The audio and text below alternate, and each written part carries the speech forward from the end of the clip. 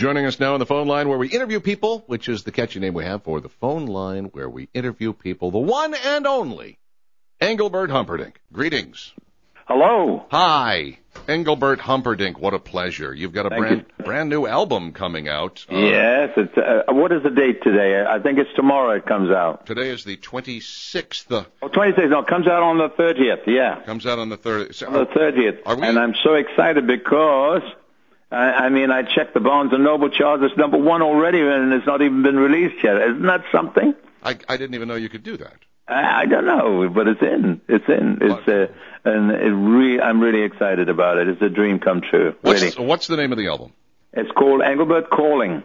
Engelbert Calling, which is what you're doing right now, as a matter of fact. Yes. You've done something here that has worked historically for other acts who are, I say, in the autumn of their career. Frank Sinatra did it. Carlos Santana did it. Barbra Streisand's doing it right now. I see a lot of commercials on it. Yeah. Teaming up with other artists to do a series of duets. And, boy, I got to tell you, the list of guys that you have got, and girls. I know. I'm so excited about it.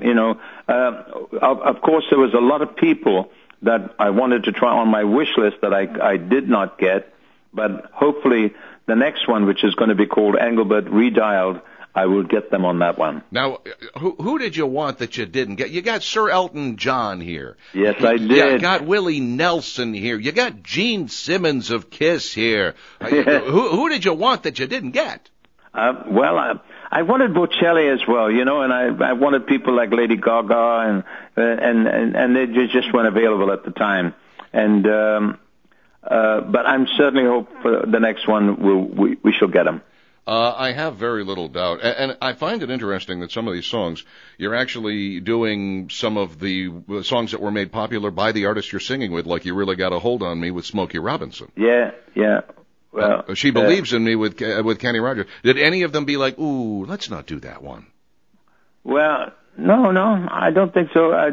Everyone who suggested what songs, I said, let's do it, and we recorded the songs first, and then the artist came later, We put them down, and the artist came later. I see. But with Elton John, how this album came about, called Engelbert Calling, is I was listening to a live album of Elton in which he says, I recorded this, I wrote this song when I was a struggling artist living in London, and we would be waiting for an Engelbert Humperdinck to call.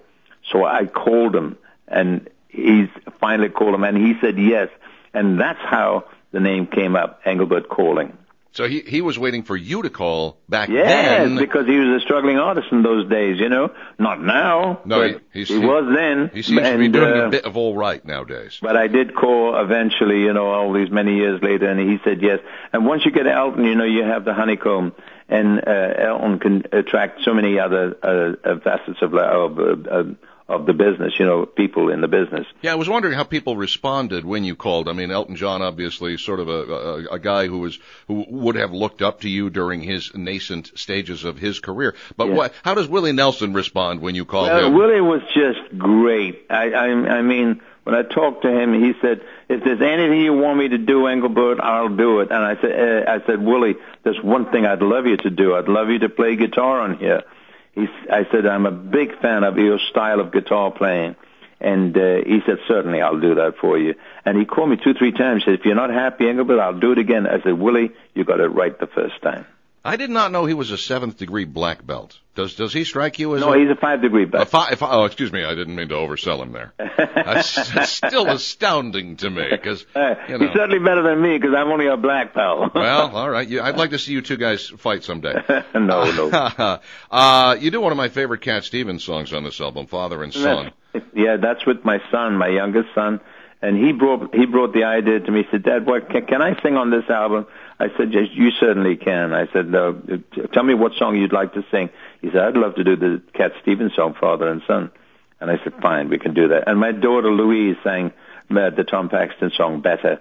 And they both do a great job in it. And I'm just thrilled that my audience are getting a chance to hear my children singing on my album, and I'm proud of them. Well, they've got fantastic voices. I checked this out a little bit earlier today and was fairly impressed with every track on it. I mean, you don't have to necessarily be an Engelbert Humperdinck fan to love this album, because you're going to love at least one or two of the other people. By the way, Cliff Richard, who was on your second track, didn't he recently pass away? No. He's doing fine. He's absolutely great. I'm thinking of somebody else then, obviously. I think you're thinking of the person who recorded "Release Me," Ray Price. It could very well be. Well, you recorded "Release Me" too. Ray Price was, he used to sing the song. "Release Me" was the one that stopped the Beatles from having their 13th number one way back in '67, and was a massive hit. Went around the world as number one, but Ray Price was the one who recorded it first, and he always sang it in the show, and he said, this was my song until Engelbert Humperdinck came along. And now you do a version of it with Winona Judd. Yes, I do, and she did an amazing job on it, and she's a very great country singer and strong voice, and I found that she was most apropos for this particular track. Oh, just an amazing set of pipes on that. Amazing. I mean, she really can sing. So you've had this long and storied career. In the United States, you can kind of peg it to 4 hits that you had, but, it's bigger than that. I mean, you're sort of like a Tom Jones here in that you still pack them in Vegas. You could come here and pack them in Birmingham, Alabama. What do you owe that to? The fact that you don't really have you don't have what you'd consider a litany, like an Elton John list of number ones or a Beatles list of number ones, and yet people hear Engelbert Humperdinck is coming and you sell out, boom. Yeah, it's an amazing thing, because I have sold 150 million albums around the world, and I'm a sort of a slow seller. And now having the new album, being back on the airways, is such a thrill for me. It's a dream come true again, because this is a singer's delight, waiting for something new to come in and brighten up our lives, and this is just going to do it for me. I know one of the places where you're positively massive, and you're not allowed to use your last name is Germany, because Engelbert Humperdinck was the opera composer who wrote Hansel and Gretel and all that, right? Yeah. So I know you have to actually just go under the name Engelbert when you're there. That's no longer in vogue now. It used to be when I go to Germany I could only use the name Engelbert, but now it's quite all right. I think most of them are not around anymore, Do you ever run across David Hasselhoff while you're there? I have, yes, I have indeed. Yeah, David's been a big scorer in the German market. He's and